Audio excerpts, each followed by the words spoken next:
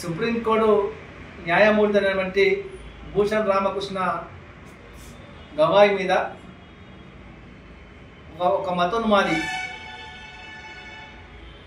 తివారీ కిషోర్ అనేటువంటి రాకేష్ తివారీ అనేటువంటి అడ్వకేట్ ముసుగులో అతను హిందూ ధర్మం పేరు మీద మాకు భిన్నంగా మాట్లాడిందని చెప్పి ఒక సాగుతోని సుప్రీంకోర్టు న్యాయమూర్తి మీద తన బూట్లు విసిరి ఒక దళిత న్యాయమూర్తి మీద దాడి చేయడము అవమానపరచడము చాలా దుర్మార్గమైన విషయం. ఈ యొక్క ఘటన మీద కేంద్ర ప్రభుత్వం సీరియస్గా స్పందించి తగిన చర్య తీసుకోవాలని చెప్పి సిపిఐఎంఎల్ విజయముఖసిగా భారత ప్రభుత్వాన్ని కోరుతా ఉన్నాం. ఈ నరేంద్ర మోడీ ప్రభుత్వం ముఖ్యంగా బీజేపీ అధికారంలోకి వచ్చిన తర్వాత ఈ దేశంలో రాజ్యాంగంలో ఉన్నటువంటి లౌకిక విలువను పాతరేసి మొత్తం ఒక హిందూ అనేటువంటి ఒక సెంటిమెంట్ రెచ్చగొట్టి మత విద్వేషాలు పెంచి ప్రజల్ని కలిసి ఉన్నటువంటి ప్రజల్ని విభజించి పాలించినటువంటి కుట్రకు పాల్పడతా ఉంది. మన దేశవ్యాప్తంగా అనేక రకాల సంఘటనలు జరుగుతూ ఉన్నాయి.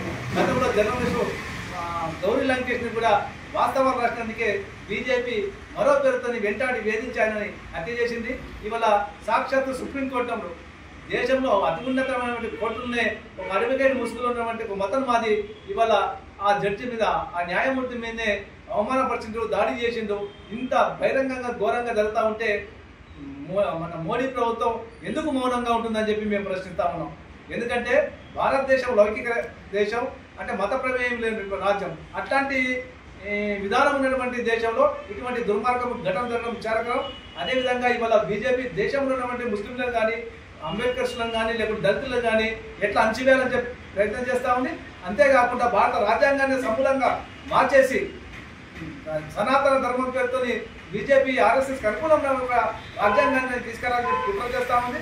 కాబట్టి ఇట్లాంటి ఘటనల పట్ల అందరూ కూడా అప్రమత్తంగా ఉండాలి, దీన్ని ఖండించాలి. అదేవిధంగా ఎస్సీ ఎస్టీ యాక్ట్ అని చెప్పి పెద్ద ఎత్తున ఈ రాజ్యాంగంలో తీసుకొచ్చినప్పటికీ కూడా ఇటువంటి న్యాయవాదాలకు దాన్ని వర్తింపజేసి కఠినంగా శిక్షించాలని చెప్పి సిపిఐఎంఎల్ ఉండే ముఖ్యంగా కేంద్ర ప్రభుత్వాన్ని మేము డిమాండ్ చేస్తా ఉన్నాం.